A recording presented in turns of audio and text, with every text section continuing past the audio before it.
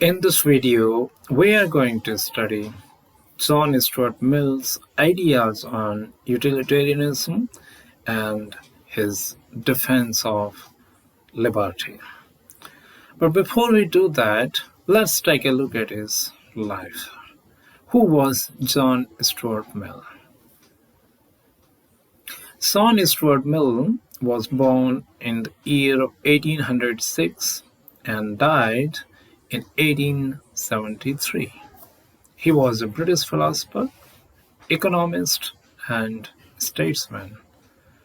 He made significant contributions in the fields of logic, ethics, politics, economics, and metaphysics also.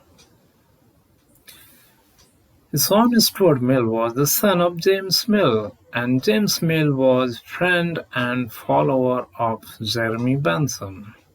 Who was Jeremy Bentham? Bentham was the founder of utilitarianism. John Stuart Mill was educated by his father James Mill with the help of Jeremy Bentham.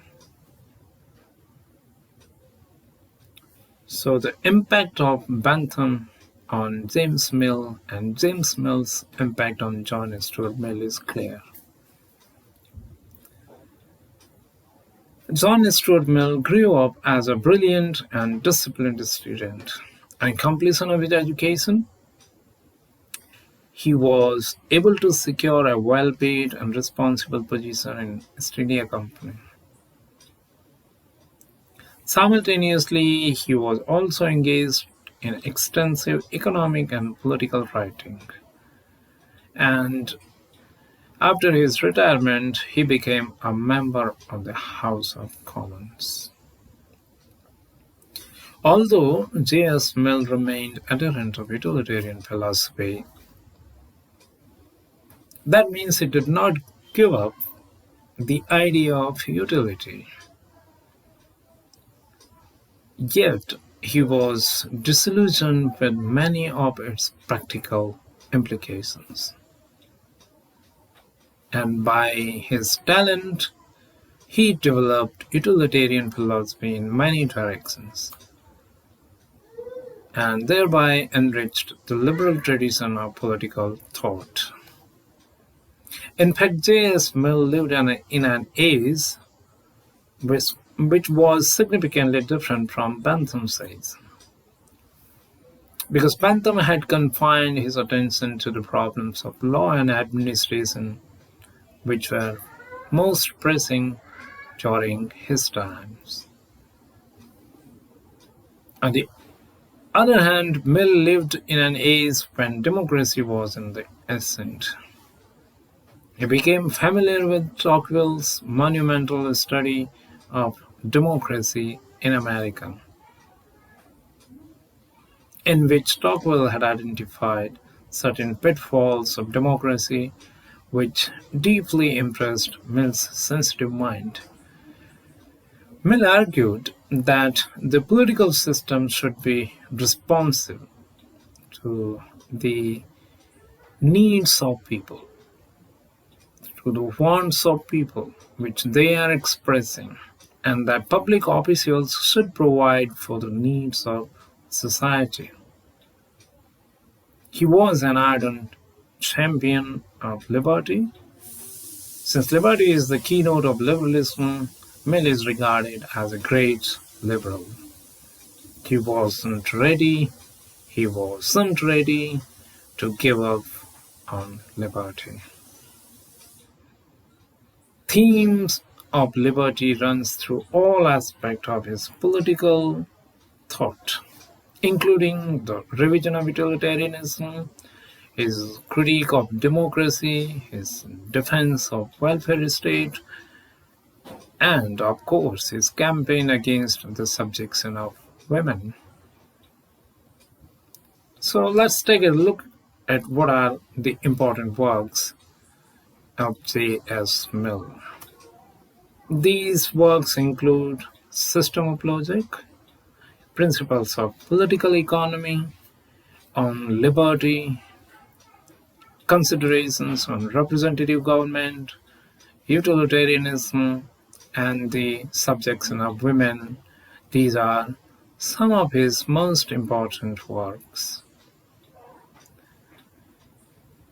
Now, let's recall that the founder of utilitarianism, Bentham, and his followers held that the state should resort to minimum intervention in individual activities in order to secure the greatest happiness of the greatest number. So, this was the slogan given by utilitarians, that states should aspire for achieving the purpose of the greatest happiness of the greatest number. This should be ultimate goal, ultimate objective, ultimate aim of the state. This meant an emphasis on the expansion of market economy and restriction of the sphere of state activity. Did J.S. Mill follow Bentham? No, he did not follow. He sought to revise this view of utilitarians. For what purpose? To plead for the extension of state activity for the promotion of general welfare. Mill also recommended positive role of the state for the promotion of individual liberty. Now J.S. Mill is revising the original premises of utilitarianism on two important grounds. First is that he is introducing qualitative differences between different kinds of pleasure. Let us recall that Bentham ignored qualitative differences. He focused only on quantitative differences. But Mill here is bringing forth the qualitative differences between different kinds of pleasure. Mill is postulating that the quality of pleasure was no less important than its quantity. Mill is arguing here that man does not run after physical pleasure alone. The development of his moral, intellectual, artistic faculties is equally important. We don't seek just pleasure, sensual pleasure. We seek moral pleasure, intellectual pleasure. Somebody likes writing, reading, doing poetry. Somebody likes being honest. Somebody likes being courageous. Different people have different interests, therefore different kind of happiness. There is a quality. Now, for Mill, a pleasure of high quality, giving less satisfaction, was preferable to the one of low quality, giving more satisfaction. Now, this is the first ground on which he is amending utilitarianism. The ground is quality. The second is that he is drawing a distinction between self-regarding actions and other-regarding actions. He proceeded to demonstrate that the state was justified in regulating other regarding actions of the individual. What are these other regarding actions? These are the actions which affected other members of society. So this is a conditional departure from laissez-faire doctrine of early liberalism. And this departure paved the way for the emergence of welfare state. Now, Mill's revision of utilitarianism was inspired by the idea of human development. He was, in fact, interested in the idea of human development. What Bentham's notion of happiness did? It ignored important factors such as the sense of honor and the sense of dignity. Now, Mill is trying to amend that kind of utilitarianism. He is trying to restore these factors as the sources of true happiness. Honor can be a source of happiness. A sense of dignity can be a source of happiness for Mill, which Bentham had ignored. Mill insists that human beings are constantly stimulating each other, and we should, because we are human beings. Why should we stimulate each other? For what purpose? We should be stimulating each other to apply the superior faculties of our mind and spirit. For what purposes? To achieve social prosperity.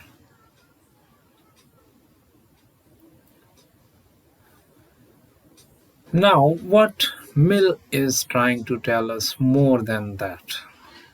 However, when he is doing all these things, he is still maintaining that utility was the ultimate standard for judging all moral issues. But the scope of this concept must be suitably expanded to make it more humane. And that is why he is arguing that it should recognize the progressive nature of human beings, and it should take care of their permanent interests, and it must be taken into account. So, by redefining utility on these lines, Mill in fact is transforming the true spirit of utility. Now, old utilitarians had considered the importance of liberty, but they had not regarded it as the essence of utilitarian philosophy. On the contrary, what Mill is trying to do is trying to make liberty the core of his utilitarianism. And that's why he is arguing that this true happiness did not lie in physical satisfaction, but it was derived from the development of human character. We as human beings feel happy. That is quality of happiness, quality of pleasure. And Mill argues, therefore, that only a person of high character can enjoy the pleasures of high quality. What is important here for Mill? For Mill, individual liberty is a reason of character development. We as human beings can develop as human beings only when we have got liberty at individual level. Because it is liberty which enables a person to explore and enjoy new types of pleasure. Liberty itself is a source of unique pleasure. And once you get exposed to the pleasure brought about by liberty, then all other pleasures are below or low in quality and not equal to the pleasure which is given to us by liberty. So those who had got the taste of liberty, Mill tells us, should not be prepared or should never be prepared to exchange it for any other pleasure. What does that suggest to us? That liberty is the most important faculty of human mind to develop human character. And that is why we should remember that this notion of utility marks a departure from its original notion of utility. Now it has quality included in it, earlier it had just quantity. This newly conceptualized idea of utility holds that intellectual and spiritual pleasures are intrinsically superior to mere sensual pleasures. Now, here Mill is also maintaining that those capable of enjoying the higher pleasures are superior to those who do not have this capacity. If each individual is given full liberty with an opportunity to explore, Mill is arguing, he's telling, if I'm given the full capacity to explore opportunities, exploring what opportunities? To explore my own pleasure, then it would become difficult for me to determine whether my choices, my selection is matching to other selection or not. And that is why it becomes difficult for a policymaker to determine whether it is correct to define a policy on the basis of greatest happiness of the greatest number, because everyone's happiness differs. So if someone is promoting liberty of a particular type and my liberty is not matching to that, then the principle of greatest happiness of the greatest number gets defeated. And that is where Mill is highlighting the problem. Because if a policy claims to secure the greatest happiness of the greatest number on the basis of a common notion of happiness, its enforcement would certainly curtail liberty of some persons who wish to explore new types of pleasure. And this is unacceptable in Mill's idea of utilitarianism. So mainly what Mill is trying to do here is defense of liberty. He is defending a particular idea of liberty. We need to remember that J.S. Mill is considered and was the most ardent champion of liberty. His famous essay on liberty, which he wrote in 1859, is a powerful and eloquent plea for the liberty of thought, expression, and action. Against what? Against not only legislative interference, but also against the pressure of public opinion. And in that sense, it calls for the toleration of opinions that we fail to understand. Mill's assumption about that. In his essay on liberty, Mill is trying to demonstrate the dangers to which individual liberty was exposed in a democracy. Now, he is differing here from Bentham and his father James Mill, because both of them believed that democratic government could act for the good of the whole of society. On the contrary, Mill believed that democratic rule was synonymous with majority rule, and that majorities may tend to oppress minorities. And when he was talking in this manner, he was particularly inspired by the views expressed by Tocqueville in his celebrated work, Democracy in America. Coming back to his idea of liberty, he is defending liberty in three areas where individuals' liberty must be protected in order to ensure fullest development of his personality. The first of these areas is freedom of thought and expression. I must be free to think and to express myself. Freedom of action. I must be free to act the way I want to act. Freedom of association. I must have the liberty to be associated with anyone of my choice. So these are the three areas where Mill is trying to tell us that individuals should not be disturbed. So it becomes clear that Mill is recommending fullest liberty in the sphere of thought and expression. However, he is in favor of some restrictions in the sphere of freedom of action and freedom of association. If my freedom of action and association is harming others, freedom of action and freedom of association, then my freedom of action and freedom of association can be restrained. Mill is telling us that these liberties, these types of liberties, freedom of thought and expression, belong to individuals in what domain of consciousness.